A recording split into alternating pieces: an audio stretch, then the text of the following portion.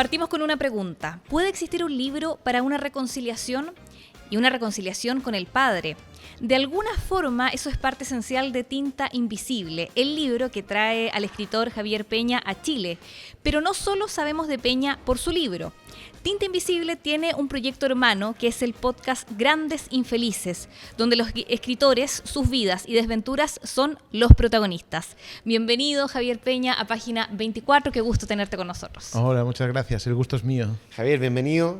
Un gallego de tomo y lomo, conversábamos antes, hincha del Deportivo La Coruña. O sea, a ver, partamos hablando de Tinta Invisible, Javier. Aquí la figura de tu padre, aquí es medular. La relación con tu padre, la historia con tu padre, cómo estructuraron la relación, la muerte de tu padre. Cuéntanos un poco cómo nace este proyecto que, como decía la Vale, es hermano entre el libro y el podcast.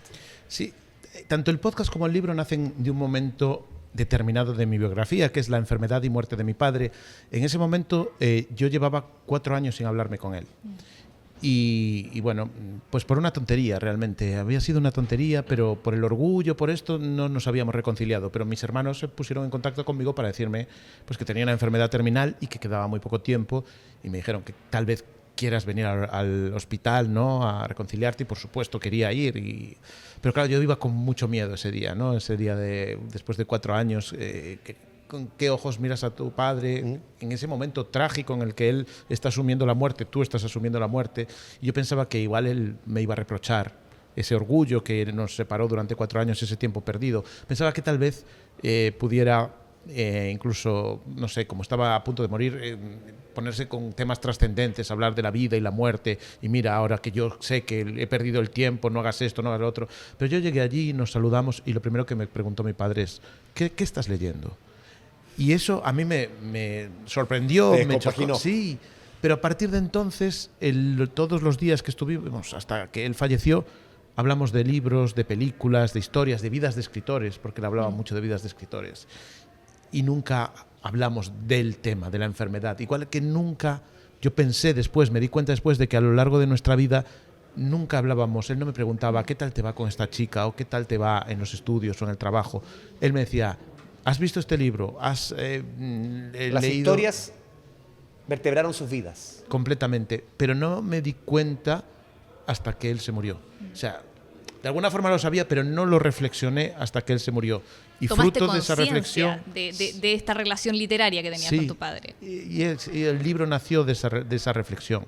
Pero también nació el podcast. Sí. Porque el podcast, de alguna forma, era un intento de seguir contando las historias que mi padre y yo nos contábamos. Yo me quedé huérfano de un oyente y también de un contador, y de alguna forma a los oyentes del podcast los utilizo para suplir la figura de mi padre. Y nacieron así de la mano las dos cosas, de ese momento clave en mi biografía, ¿no? ¿Y cómo fue, Javier, la investigación? Porque conversábamos con Andrés acá en este libro y en el podcast hay mucha investigación detrás de la vida de escritores, ¿no? Hay mucha biografía. Hay mucha biografía. ¿Cuánto leíste? Mira, ¿cómo fue la preparación? Calculo que en los últimos 4 años, que es el tiempo que llevo este proyecto, he leído más de 400 biografías. 400. Sí, es básicamente a lo que me dedico todo el día. Tampoco es que sea, no, hace su trabajo. No, mi trabajo es ese, leer biografías y leer las novelas de sus autores. Y de alguna forma compararlas, ver en qué momento de la biografía o por qué en ese momento escribieron esa novela determinada, por qué esa novela está teñida de melancolía, de nostalgia o de felicidad, que también puede ser, de triunfalismo, de lo que sea. Y es un poco algo que me apasiona, ¿no? Ver ese motor de creatividad. El libro lo escribí durante 3 años y 2 años fueron de leer. Y solo 1 año de poner un poco las ideas. O sea, de arqueología fue eso. Sí, yo siempre pienso, además, justo arqueología, porque pienso que mi trabajo en los últimos 4 años, desde que empecé con este proyecto, es como estar en un yacimiento arqueológico con un cepillo de dientes dándole a una roca. O sea, ¿no? En tiempos de redes sociales eso es como de otro mundo. Sí, bueno, también yo creo que es un poco una forma de competir contra eso, de competir, digo yo mismo, de salvar. Pues yo soy adicto al móvil, no voy a decir aquí, no tengo móvil ni televisión en casa, no, soy adicto al móvil, lo miro cada 5 minutos. Entonces, de alguna forma, el meterme en las biografías, y cuando una biografía me llama tanto que puedo estar 2 horas sin mirar el móvil, para mí es un triunfo, ¿no? Es un poco frenar y volver al pasado. Me gusta mucho volver al pasado porque normalmente las biografías son de tiempos remotos, o no tan remotos, algunos de los años 90, tal, Claro. pero volver ahí e intentar imaginar cómo era la vida en esos tiempos. Pero además hay una selección respecto a las biografías, por lo menos en el podcast Grandes Infelices, que ya su nombre lo dice, están como los hechos duros u oscuros de muchos escritores, de muchos autores. O sea, no solo es investigación, sino que también selección de lo que vas a contar. Existe esta frase, ¿no?, de que una novela es como la vida sin las partes aburridas, ¿no? O una película es como la vida sin las partes aburridas. Y yo creo que esto también es como la vida sin las partes felices. Porque para mí las partes felices equivalen a las partes aburridas. Realmente cuando alguien es feliz y le va muy bien y se casa con alguien que está muy enamorado, eso no tiene una historia. Las historias las tienen cuando esa relación de enamoramiento se rompe o hay una crisis, se puede superar o no, y ahí hay una película, hay una historia, hay una novela, ¿no? Pero en un matrimonio que siempre es feliz, si es que eso existe, alguien que siempre ha sido feliz, no hay una novela. ¿Qué novela más aburrida, ¿no?, de un matrimonio? Y bueno, y siempre fueron felices y tuvieron hijos que salieron muy bien y tuvieron, nunca se discutieron. Los entretenidos son los quiebres. Claro, los giros.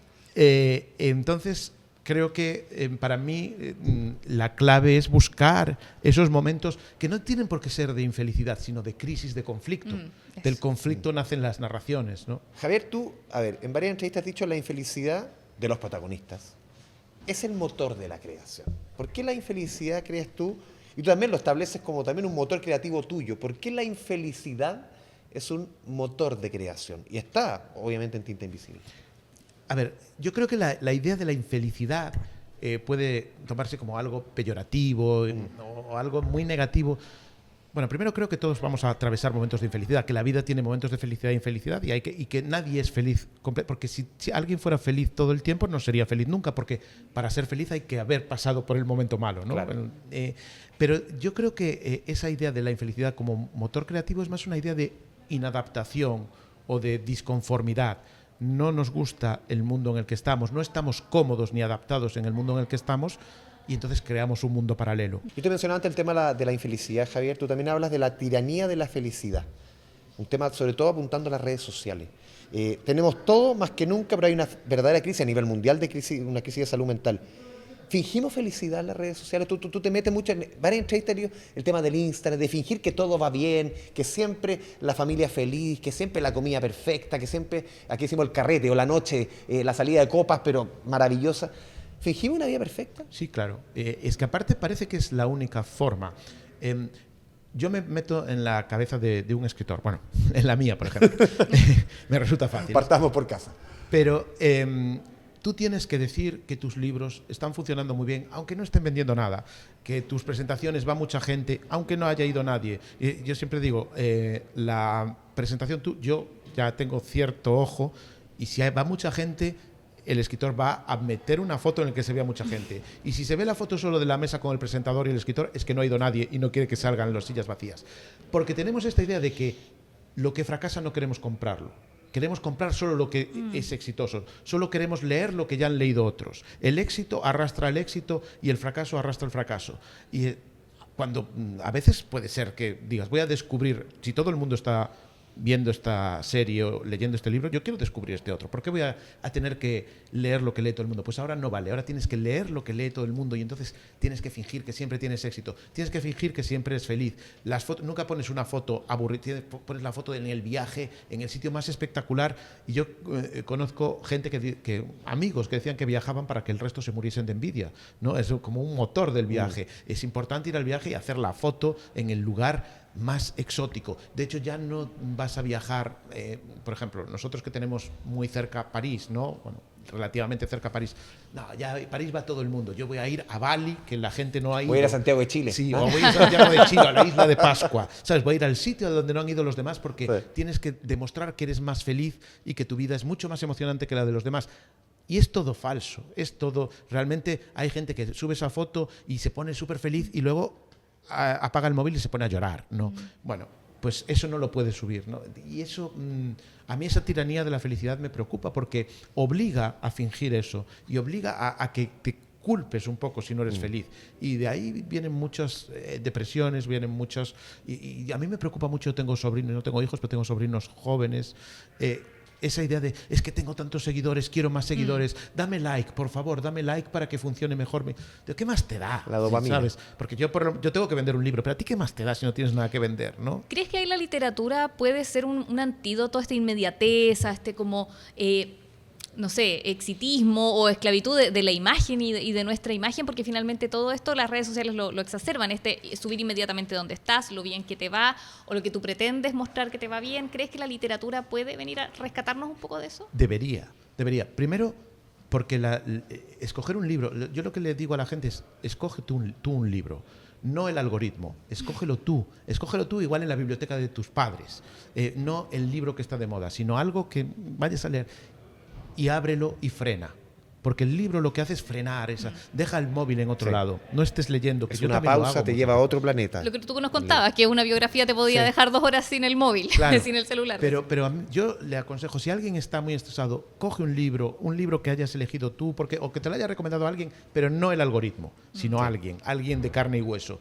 Y deja el móvil en otro lado y durante 1 hora, y prueba a leer 1 hora seguida, y frenar, ¿no? Porque vivimos demasiado rápido, demasiado deprisa, y el libro te permite frenar durante un tiempo. Sí, Javier, volviendo un poco también a Tinta Invisible, tú dices en otro punto, hay autores cuya vida me resulta más fascinante que sus propios libros, porque su vida influyó mucho en su obra. Y voy a otro punto. ¿Qué autor sientes tú que su época, su entorno, de todo lo que leíste, cuál que fue el que que su vida era mucho más entretenida que sus propios libros, que era mucho más profunda, mucho más interesante? ¿Qué autor tú dices, quizás que sea conocido por todos, dices, sabes que su vida era mucho mejor que sus obras? Siendo que sus obras quizás, son extraordinarias. A ver, mucho más profundo, no digo mucho más profundo, pero, por ejemplo, yo no sé si aquí se lee mucho Horacio Quiroga, no tanto, ¿no? Que Horacio Quiroga era un escritor uruguayo que vivió en Argentina, pero que vivió en la selva, o sea, él se fue a vivir a la selva, y me parecía, ¿sabes?, que su vida era una novela mucho más interesante que sus cuentos en muchas cosas. O incluso en el caso de Kafka, a ver, a mí me encantan sus obras. No voy a decir que son mucho más interesantes que sus obras porque son libros que me cambiaron la vida, pero son libros muy conceptuales. No son como libros de Stevenson de aventuras, sino muy conceptual. Y toda esa idea del absurdo de la existencia, a mí su vida me parece maravillosa, ¿no? ¿Disfrutaste mucho más su vida que su obra? No mucho más, pero disfruté mucho más su obra después de conocer su vida. Buen punto. Por ejemplo, con Kafka, que lo estudié recientemente, bueno, aparte de que sale en Tinta Invisible, lo estudié a fondo para hacer un episodio del podcast y descubrí que Kafka se relacionaba con sus novias, sus parejas, a través de carta. Odiaba el contacto humano, o sea, lo rehuía. Y cuando las parejas, las mujeres le decían, no, pero tenemos que quedar y tal, él se escapaba, o tenemos que casarnos, se escabullía. Pero cuando entonces la mujer... No había intimidad en su vida. Prácticamente no había intimidad, no. De hecho, él como que le odiaba el sexo de pareja. Le parecía que el sexo era algo sucio, el sexo era algo para hacer con prostitutas, no con tu pareja, pensaba Kafka. Era una idea muy terrible del sexo porque su padre un día lo cogió y lo llevó a un prostíbulo a que perdiera la virginidad. Y entonces como que identificó el sexo como algo muy negativo, muy sucio, y no lo veía como una pareja, y entonces rehuía eso, ¿no?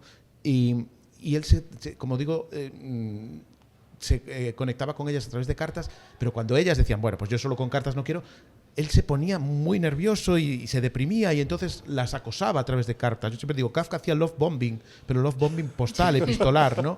Y hubo una vez que no recibía cartas de Felice Bauer y dijo, no me voy a levantar de la cama hasta recibir una carta de Felice. Y estando en cama tumbado se vio y se imaginó que era una cucaracha gigante.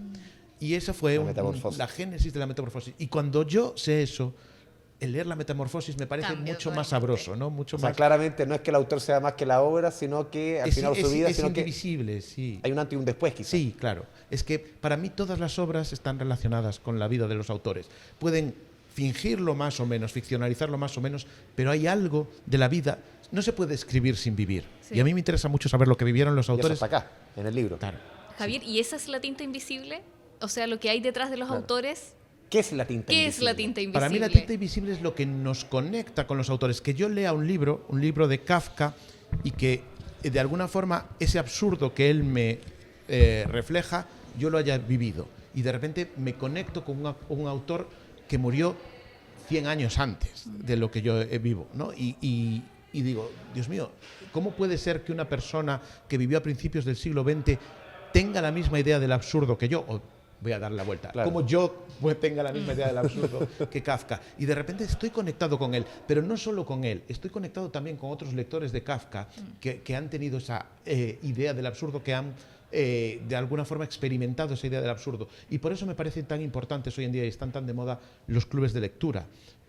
Porque los clubes de lectura ayudan a que la tinta invisible que nos dan esos libros circule entre nosotros. Javier, si me permites un punto, porque tú has dicho también, hay muchos puntos en común entre todos los escritores, aunque sean de distintos siglos, aunque sean de distintas partes del mundo. El ego, la envidia, la importancia de la suerte, el sufrimiento, la imaginación. En el fondo, en todas las épocas son elementos que se van repitiendo, ¿ves tú? En los libros, en las vidas. No es algo del siglo XVIII, XVII, XXI, XX. Bueno, es que es la esencia del ser humano, ¿no? El ego, la envidia. O sea, la envidia es uno de los grandes motores de creación, de avance del ser humano. Si el ser humano no quisiese destacar sobre otros, igual seguiríamos en las cavernas viviendo, ¿no? Pero siempre alguien quería dar un pasito más allá y había otro que envidiaba al que daba el paso. ¿Pero tú lo ves más en los escritores, en los creadores? Es que yo creo que no solo en los escritores, en todos los creadores está multiplicado de alguna forma. Había gente que leyó el libro y dice, pero esto de la envidia, esto le pasa a todo el mundo, no solo a los escritores. Pero yo creo que de alguna forma está multiplicado, está amplificado, ¿no? En el caso de el ego, por ejemplo, alguien para ser escritor tiene que ser alguien con un ego muy bien plantado, porque el que no tiene ese ego escribe, pero no se lo enseña a nadie. Pero pedirle a alguien que dedique 6 o 7 horas de su vida, con lo mal que vamos de tiempo hoy en día, a que lea lo que tú has escrito, es de una osadía brutal, ¿no? Hay que tener el ego, hay que tener mucha... cierta seguridad. Bueno, sí. Los talleres de lectura implican que tú tienes que leer en voz alta a los demás, hay que pararse frente al mundo seguro de tu creación. Y hay que defender eso que has Sí, creado. claro. Hay que, no llega, y cada día más, no llega con escribirlo y lanzarlo, no, tú tienes que ir a no sé cuántas presentaciones y hay mucha gente que en redes te puede decir, como te dice, de hecho, he leído tu libro y no me ha gustado nada. Y tienes que estar. Y ahí tu ego se resquebraja, porque ese ego del escritor también va asociado a la inseguridad. Porque tú no sabes si un libro es bueno o malo. Nunca lo sabes. Yo igual pienso, a mí me pasa todas las temporadas del podcast que digo, este capítulo es el mejor de la temporada. Pues es el que nunca le gusta a nadie. El que no escucho nada. Y el que menos me gusta es el que le gusta a la gente. Javier, y para detenerme un poquito en el podcast, escuchar el podcast para mí fue bien entretenido. Grandes Infelices. Grandes Infelices.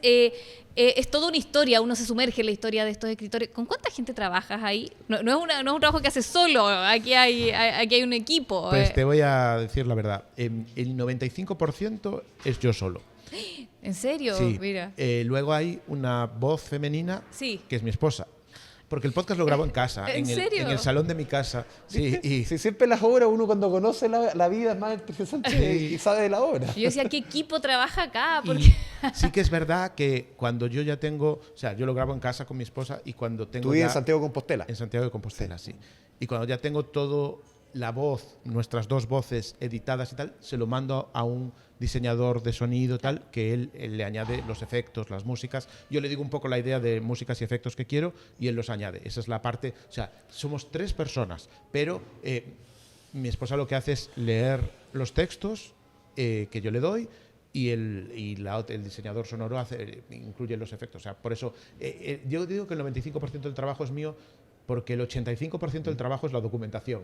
Y la documentación la hago yo solo. ¿Y por qué crees que ha tenido el éxito que ha tenido Grandes Infelices? Yo creo que es una pregunta que te la han hecho mucho, no debe ser fácil, pero ¿por qué crees que ha tenido la resonancia, se ha mantenido, ya lleva más de 30 capítulos? ¿Por qué tiene ese nivel de aceptación? Bueno, es que la pregunta, el principal que se la hace soy yo, ¿sabes? Porque yo lo hice... ¿Ni tú entiendes, o no?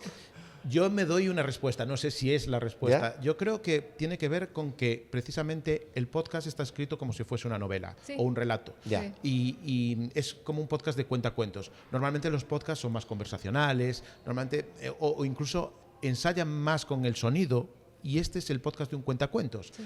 Y veo, que yo no lo sabía, que la gente está ávida de cuentos y que quieren que les cuenten historias, que les cuenten historias bien contadas o historias contadas de una manera Tú hablas más de tradicional. Homo narrans, que el hombre es Homo narrans también. Se llama mucho el Homo sapiens, el Homo narrans. Sí, yo creo que las historias nos conforman y creo que las historias nos diferencian de los animales, por un lado, porque somos los que nos contamos historias y nos organizamos en grupos gracias a contarnos historias, pero también nos diferencian de las máquinas y de la inteligencia artificial. Creo que las historias son el último bastión que tenemos contra la inteligencia artificial, porque la inteligencia artificial no es capaz de copiar historias, pero no es capaz de inventar historias, de darle emoción, de darle honestidad. ¿Le temes a la inteligencia artificial? Hay muchos escritores que hemos estado acá que le temen, le tienen miedo, dicen en algún momento esto... El problema es que yo no soy capaz de ver dónde está el límite de inteligencia de la inteligencia artificial. Yo de momento lo que veo es que la inteligencia artificial sirve para muchas cosas, pero no es capaz de crear buenas historias. No, las historias que crean son muy pequeñas, muy copiadas, muy sin vida. Son inanes, son inertes, ¿no? Son cosas ya hechas muchas. Sí, y a mí yo quiero creer, igual es muy soberbio lo que digo, que yo soy capaz de identificar cuando una historia está escrita por una inteligencia artificial en comparación con, o sea, yo pienso en Annie Ernaux o en Mariana Enríquez, y creo Perfecto. que no hay inteligencias artificiales capaces de escribir como escriben ellos. De escribir así. En el futuro, la tecnología avanza mucho más rápido de lo que yo soy capaz de imaginar y de asumir. Eso hoy. Sí, hoy de momento están muy lejos. Y creo que si en el futuro son capaces de empezar a contar historias como las contamos nosotros, estamos perdidos. Ahí esa es la desaparición del ser humano. Bueno, no es inteligencia artificial, dejamos recomendado a quienes no han escuchado Grandes Infelices, porque de verdad es sumergirse en una historia, así que quienes no lo han escuchado y están escuchando Página 24, muy invitados, a lo mejor ya lo han escuchado. Sí. Yo sé que le ha ido muy bien en Latinoamérica también Muy al bien. podcast, o sea, veía algunas entrevistas tuyas en Colombia, en Perú, o sea, acá hay mucho público. Vamos con recomendaciones Sí. tuyas, porque siempre aquí a los escritores les pedimos recomendaciones, pero este es un género que no hemos tocado mucho aquí en Página 24, que son las biografías. Ajá. A ver, si tuvieras que recomendar para público general, porque hay biografías de todas las profundidades, de todos los difíciles de digerir, otras no tanto, si pudieras recomendar 2 o 3, que tú digas, si usted me está viendo, me está escuchando, se acerca Navidad, esto puede ser un buen regalo, o si se quiere regalar, esto puede ser una buena historia. Vale.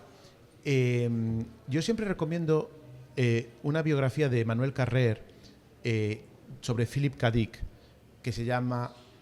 ¿El adversario? No, El adversario es, Sí. quizá uno de sus libros más conocidos, pero este es un libro bastante desconocido de Carrer, que es una biografía de Philip K. Dick, de este hombre que escribió pues el relato, ¿no?, en el que está basado Blade Runner, la película Blade Runner, y era un escritor de ciencia ficción, era un escritor, bueno, que consumía muchas drogas y era muy extraño, ¿no? Le pasan cosas muy raras y me parece que es divertidísima porque se lee como si fuese una novela. Me gustan mucho las biografías que se leen como si fuese una novela. Se llama Yo estoy vivo y vosotros estáis muertos. Se llama. Esa, de Está Carrer. en anagrama, sí. Y me parece, bueno, todo lo de Carrer me parece maravilloso. Carrer tiene otra biografía de un escritor ruso que se llama Limonov, esa es. Sí. que es muy buena también, Excelente ¿no? biografía. O sea, Carrera es uno de mis escritores favoritos, entonces.